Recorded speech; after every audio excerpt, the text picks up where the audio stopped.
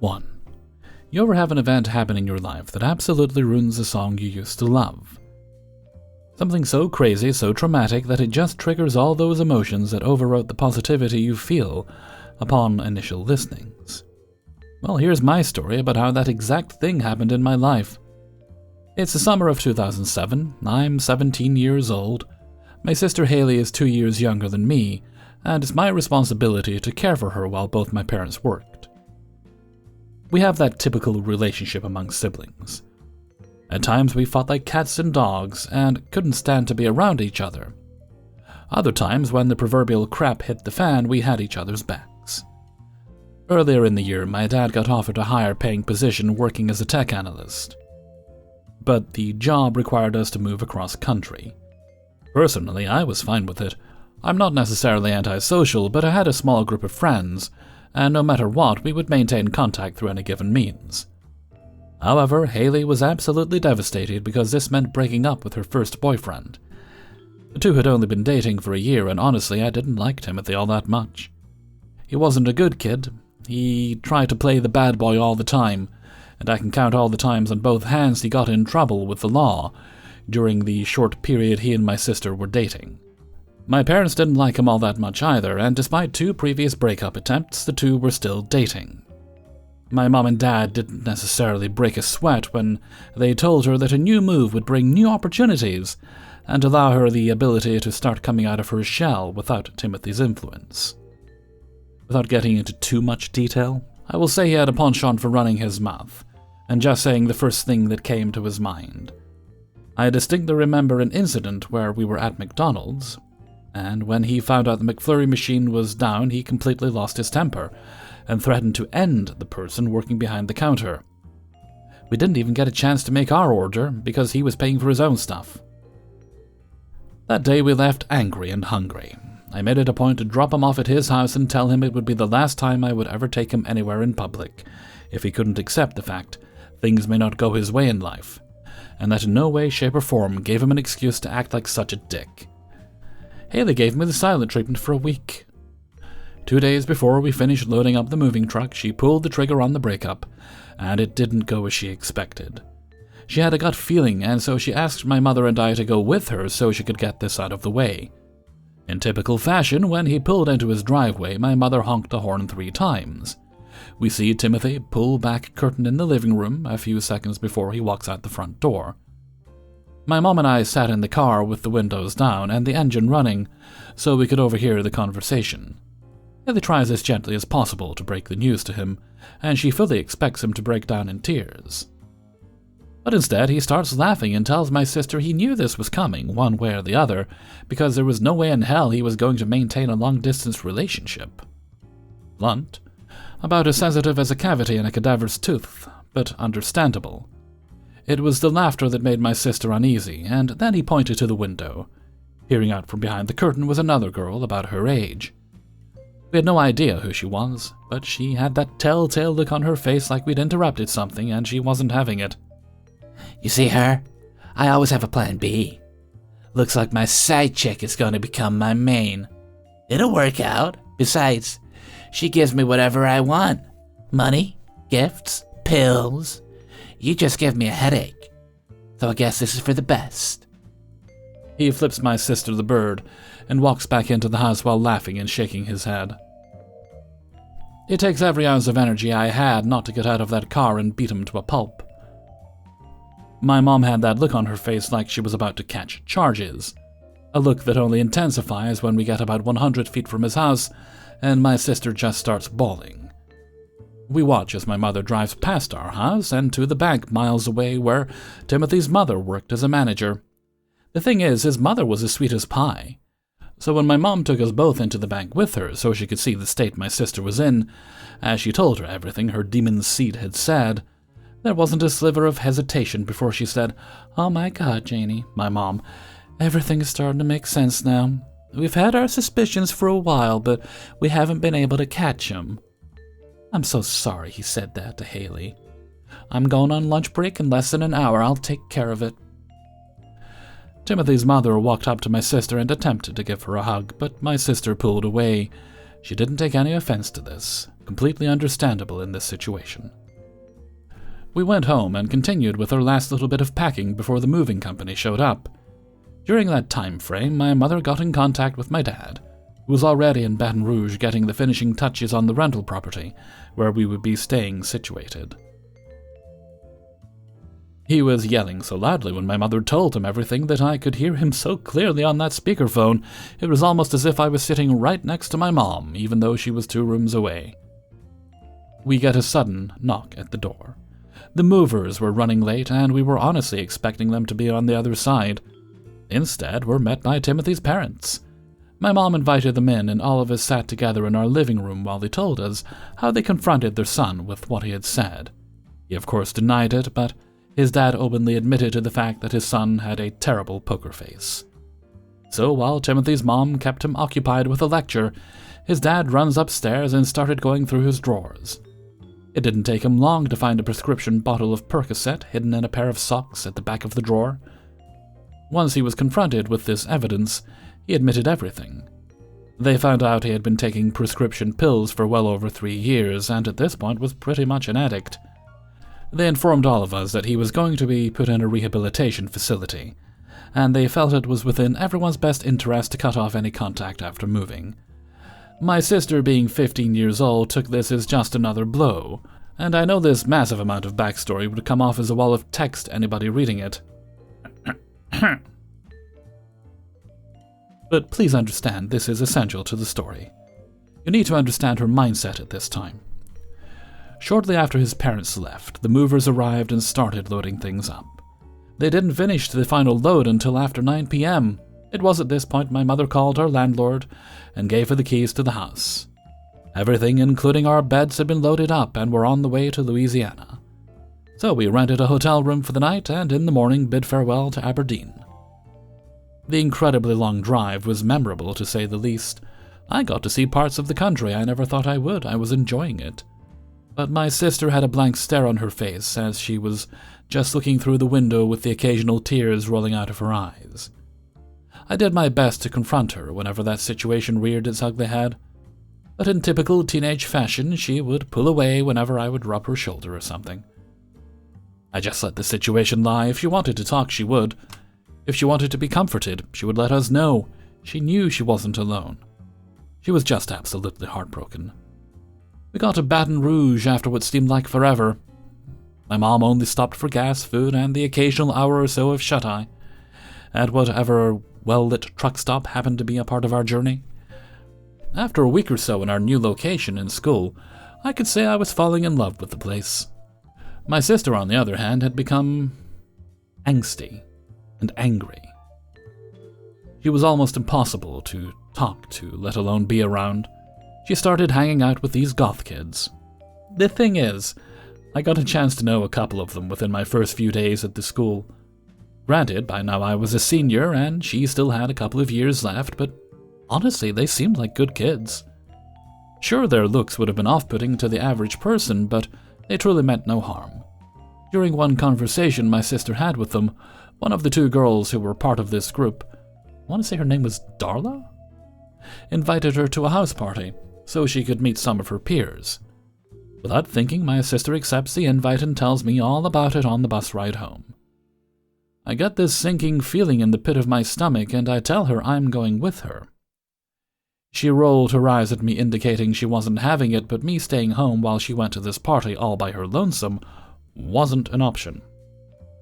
I asked my parents if I could borrow the car that night after telling them about the house party, and they thought it was a good idea, just in case things went tits up. So, as we're pulling up to this party in my mom's Volvo station wagon, my sister speaks up and says she doesn't want me hovering over her while we're there. I say okay, without telling her that I will still be hovering, just from afar. We get into the party, and it's not as chaotic as one would think. I mean, there were quite a bit of people there, but it wasn't the insanity you would see in, let's say, a teen movie from the 90s. They had foosball and table tennis set up in the living room, and those people were just sitting around and chatting about whatever. I was looking around, and I don't think I even saw a drop of alcohol. "Yo, Todd, what's up?" A voice rang out from the back of the room. I look up to see the person I started to make friends with my second day there. His name was Damon. We were in history and trig class, respectively. He was a stand-up guy on the wrestling team working hard on a scholarship, and a genuinely easygoing person. I make my way over to him and give him one of those dude hug handshakes before remarking on the fact that the party was nowhere near as crazy as I thought it was going to be. "Oh yeah, man, the girl throwing the party has really strict parents. The fact that she's even allowed to do this is surprising. That was their one rule. Besides, man, you don't need alcohol to have a good time. You up for some foosball?" I smiled and exclaimed, "Hell yeah, let's do this. Prepare to get owned." So, for a good 2.5 hours, Damon and I switched between playing foosball, table tennis, conversing with the other partygoers, and eventually we settled down to play a game of Magic the Gathering. As we're sitting at a table adjacent to the steps leading to the upstairs portion of the house, I noticed my sister talking to this emo guy. At first he appeared to be a teenager, but something about him gave me, as the kids would say, the ick. He looks to be about 16, he's wearing a pair of torn-up skinny jeans, a blood-on-the-dance-floor t-shirt, black skateboarding shoes, eyeliner so thick he looked like a raccoon, and he had that ever-so-popular for the time black emo sweep haircut. The only thing that had me questioning whether or not he was as young as he looked was the Anton LaVey goatee. I didn't know many teenagers that had facial hair that full, and unless I knew them personally, I would find myself questioning something I saw as a personal red flag every time it met my gaze. We play a couple of rounds of Magic, and I occasionally stop to scan the room in order to keep my eyes on my sister. For a while, the two of them were just chatting, and I thought I might have been overreacting for a bit. That is, until I finished up a turn, only to look up and realize that my sister and this guy were gone. Damon sees this look of concern wash across my face and asks me if everything's okay. "No, dude, I don't think it is. My sister just disappeared with some random emo kid. I don't know why, but I got a bad feeling about that guy." Damon puts down his card and tells everybody playing with us to hold up. He asks me for a description of the guy. I give him pretty much the same description I'm telling you all, and the look on his face said everything. "Oh crap, that sounds like Rory. Dude's a creep. He tells girls anything they want to hear so he can get them into bed. Hell, he told my sister he was straight edge right before popping a handful of magic mushrooms in his mouth. There's a rumor going around the school that he got a sophomore pregnant, and her parents are waiting till she delivers the baby to do a DNA test. He graduated 2 years ago. You better get upstairs." I bolted away from the table and ran up those stairs like my little sister's life depended on it, for all I knew it actually did. There were several closed doors at the apex of the stairs. I knocked on each one to see if I got an answer, and I casually opened doors only to be met with a bathroom and a couple of vacant bedrooms. It wasn't until I got to the back of the hall when I heard my sister's voice. She was definitely in that room with somebody, and they were having a conversation. I had my hand on the doorknob when I hear a male voice say, "Get a couple of these. It makes the experience better." I throw open the door and I find my sister sitting at the foot of a random bed, wearing nothing but her bra and underwear, and she's sitting next to a fully nude Rory holding a bag of mushrooms. I didn't even think about it. I rush him and land a couple of blows. He falls to the ground like a sat of wet concrete. I tell her to grab her clothes and get dressed. She doesn't even argue. She looks ashamed, to be honest. She throws on her shirt and shorts and grabs her flip-flops. We make our way down the steps and at the front door. I'm so angry that I'm fumbling around in my pocket, trying to get a grip on my mom's car keys. I'm shaking by this point, and I can't even do it.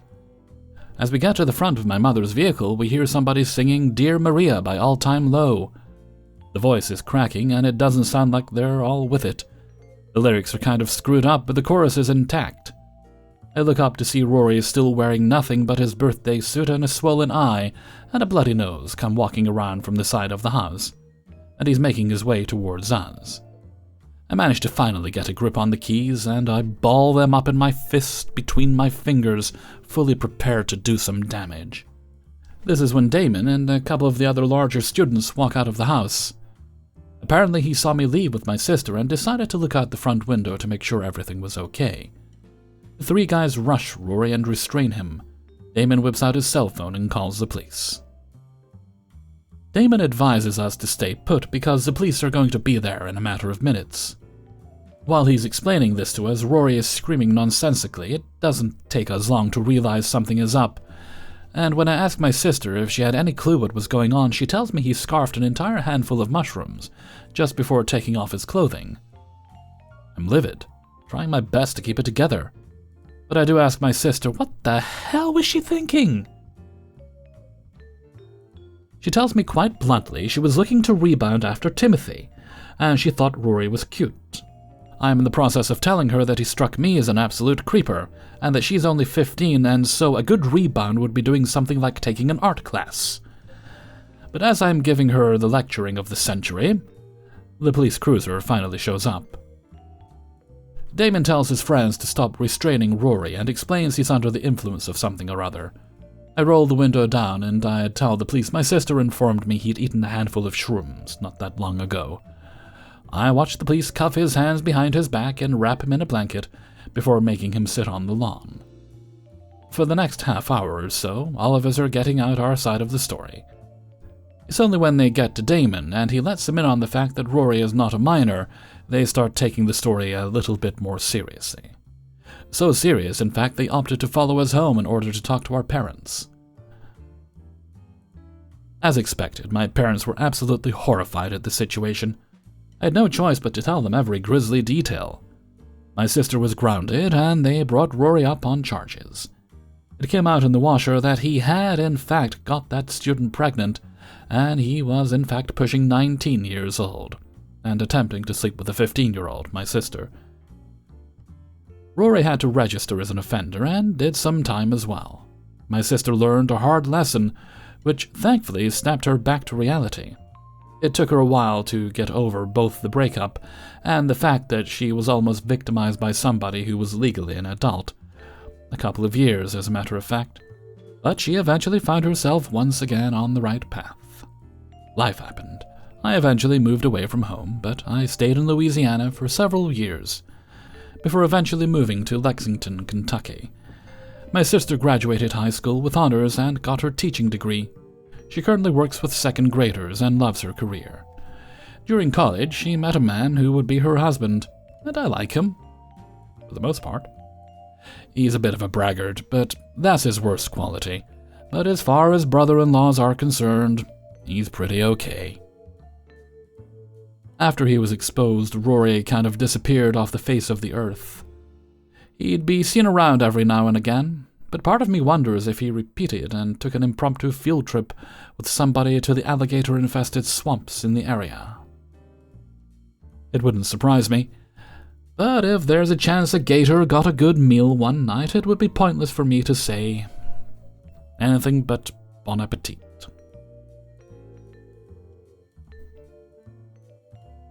2. A few Thanksgivings ago, my uncle, my mother's brother-in-law, ruined the celebration in a big way.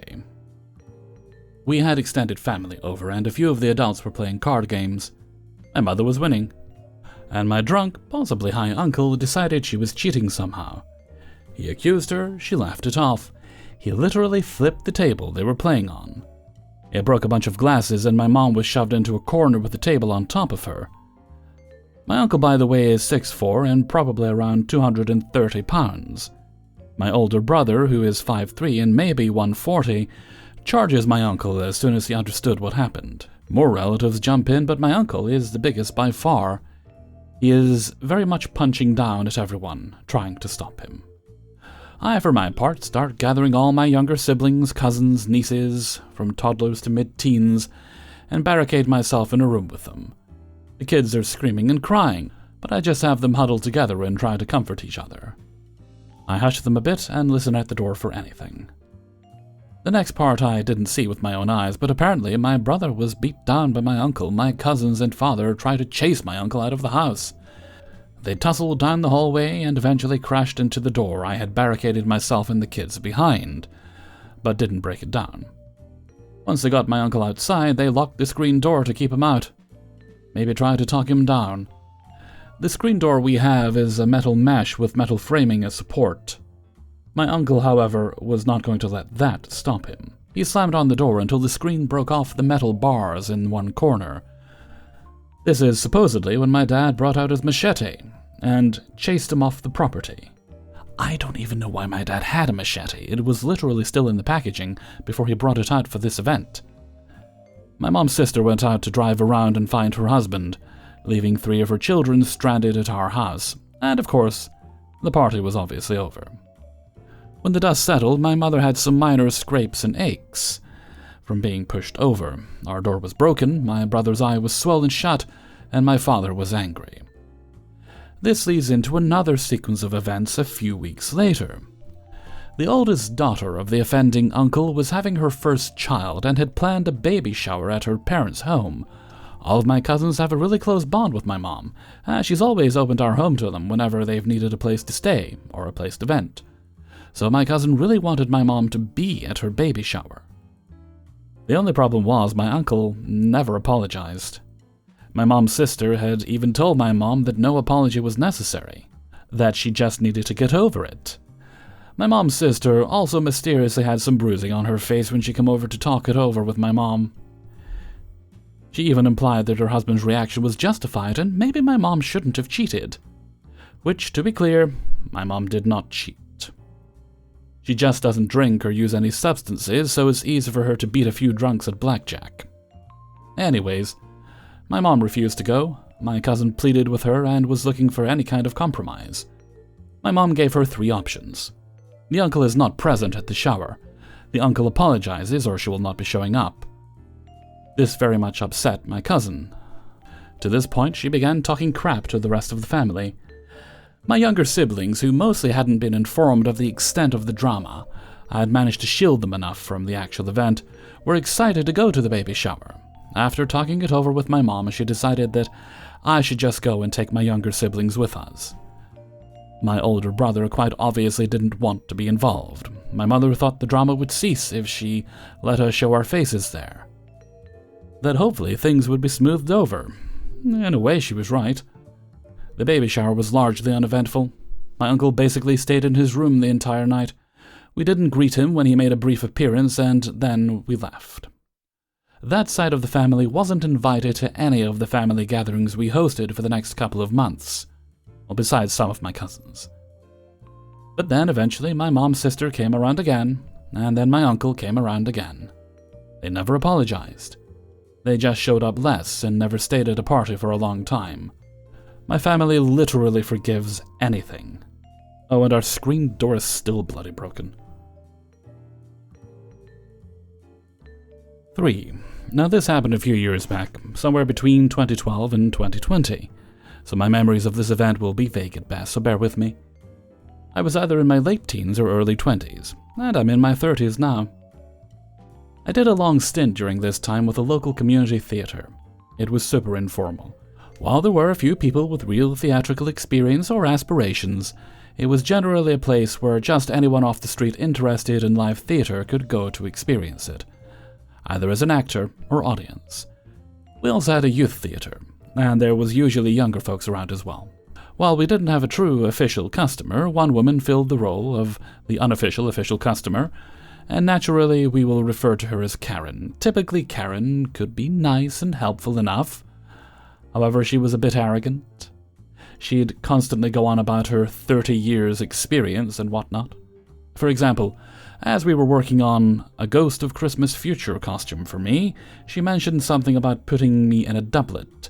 I realized from her phrasing, she thought a doublet was some kind of pants garment, like pantaloons. As an avid Shakespeare nerd at the time, I knew a doublet was more like a jacket, and I stated as such. She got this smug, snooty attitude about it, convinced I didn't know what I was talking about, musing, "He's actually going to try to prove me wrong on this," in a condescending tone. Extrapolate that attitude to her other interactions, and I think you know the kind of woman she is. For anyone curious, a simple Google search should answer any questions you have regarding doublets. For the story in question, we were in a dress rehearsal for a play. Obviously, we need our costumes, so a bunch of us and the director, owner of the building, Mitch, show up early to set up, only to find the dressing rooms locked. The problem is, this is an older building and the dressing rooms don't have conventional locks. They can lock from inside, but on the outside was only a single narrow hole that you could only fit a thin prod through. We were at a bit of a loss and spent several minutes trying to jimmy the doors open with things like credit cards. Ultimately, we got them open, and the general assumption was that one of the children locked them, not realizing they couldn't be unlocked easily from the outside. So I took it upon myself to put up signs not to lock the doors. I wrote, "Do not lock dressing room doors," with triple underlines. The intention behind my formatting was emphasis and grabbing attention. Maybe that was ignorant of me, I don't know. But we just thought it was a child's mistake, and I simply wanted to help avoid further confusion. Turns out it was actually Karen who locked the doors, and she was not happy about my signs. She came upstairs to the stage while I was rehearsing a scene, and tells me to speak with her in the front office. I follow, and as soon as we're alone, she starts lighting into me about the signs, ranting at me about how disrespected she felt, and she's been doing this for 30 years, etc., and I'm just dumbfounded. If I recall correctly, she really keyed in on the number of exclamation points and underlines. I barely remember anything through her tirade, for a combination of not getting a word in through her verbal assault, and just being confused that she was this tilted. I wasn't even upset at her rant, just befuddled and astonished. Finally, Mitch starts wondering what the hell is going on and comes in. After she explains why she's yelling at me, this sets him off in turn at her. Now he's yelling at her, dressing her down both for locking the doors and yelling at me for putting up signs which he okayed. I just sat down at this point and zoned out as I waited for the storm to pass. Eventually, I'm pretty sure she apologized to me, but honestly, apologies like that mean little to me because you shouldn't be threatening people like that in the first place, especially when you've had 30 years' experience and are old enough to know better.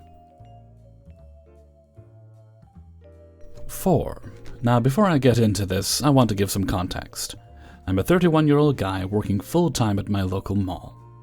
Usually I just stick around the food court cleaning tables and the like, but I will go and do some other tasks such as cleaning the lids of the mall trash cans, cleaning the vendor areas, and the like.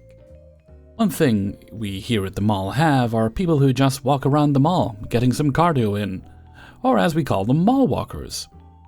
Now, they do usually buy some things or get lunch in the food court, but other than that, they're harmless, just minding their own business and going about their day. Well, a couple of weeks ago on Saturday, which is our busiest day of the week, I was cleaning the carpets when I saw some mall walkers waiting at one of the entrances next to a clothing department store that I will leave nameless, as it will give away where I work.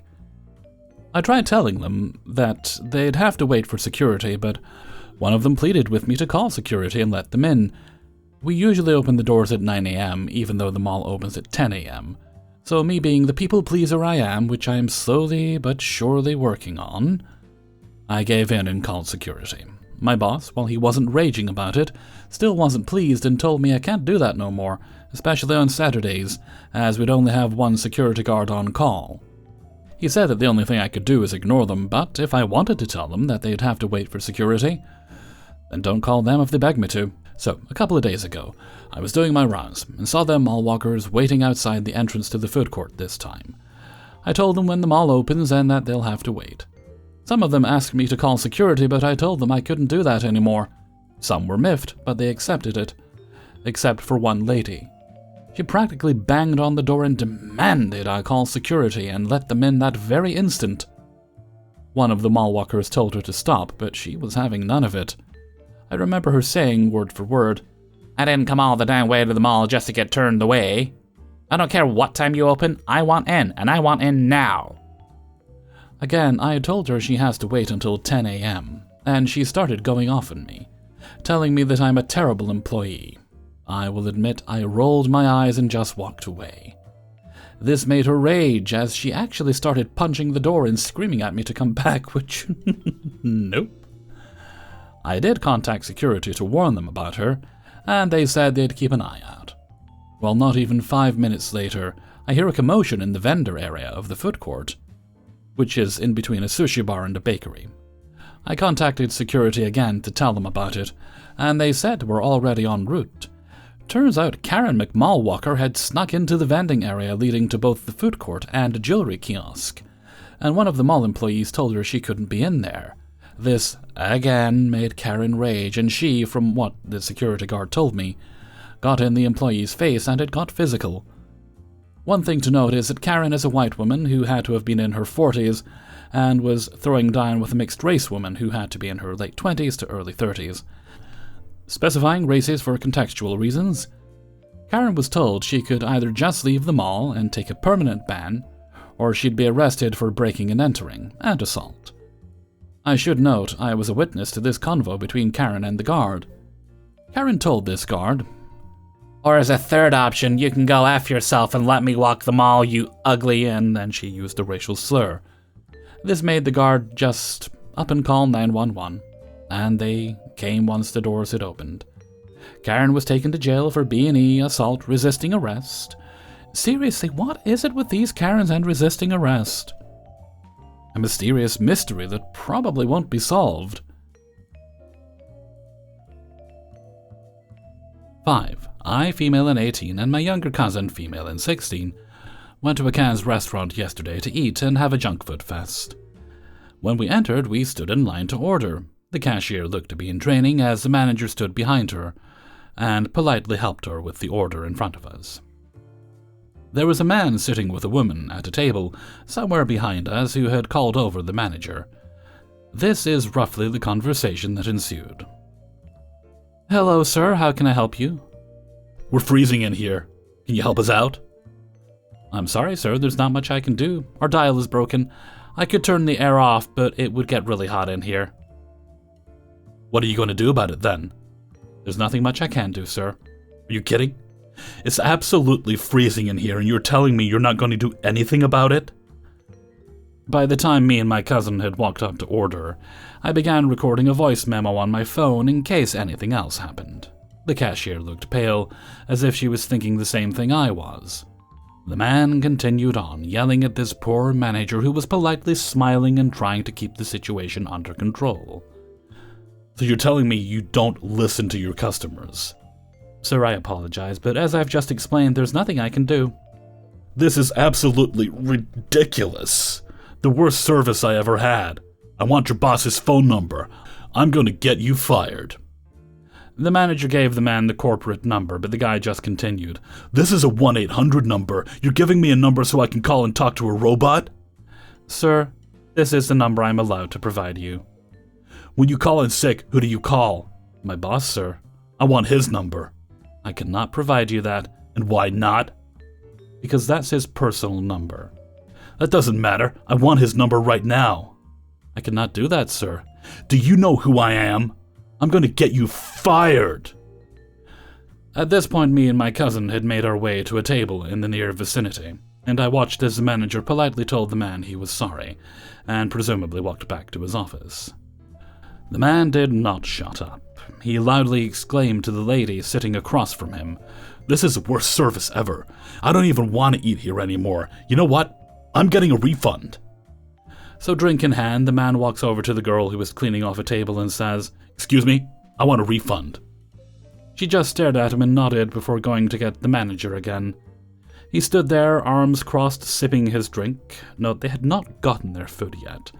The manager probably just wanted this man out, gave him the refund. All the way out the door, this man just keeps shouting, "Worst service I've ever had at a Cannes ever. You should be ashamed of yourself." Blah, blah, blah.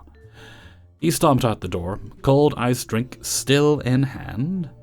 Me and my cousin just stared at each other before we told the manager that we appreciated the service we had received and to not listen to that man. He was grateful for our words. In the end, dude, it's a Cannes chicken finger restaurant. These employees don't get paid crap. Leave them alone. And yes, it was cold, but not so cold to throw a hissy fit about. And he was drinking an ice-cold drink, which definitely didn't help. If he was really desperate, he could have stepped outside. Where we live, it's still 100 Fahrenheit in the afternoons. For literally 5 seconds, and he would have been fine. Hey everybody, Hellfreezer here, and thank you very much for listening to Idiots in the Wild, episode 178. And thank you very much to everybody who allowed me to use their stories in this video. Before you go, please hit the like button and subscribe if you haven't done so already. And if you'd like to support the channel, there are links in the description, and we've also activated channel memberships if that is of interest to you. Okay, no other business today, so let's move along to Hellfreezer's question of the day. Today's question is... when you're getting tired, you're feeling drained, but it's definitely not time to go to bed, do you prefer to turn on a fan, some cool water to refresh you? Or are you a coffee person, or do you tend to reach for the energy drinks? This will come as no shock to you, but I tend to reach for the energy drinks, although I do generally have coffee around. Let me know what you think in a comment below. And before we go, let's take a look at the answer of the day from a previous video.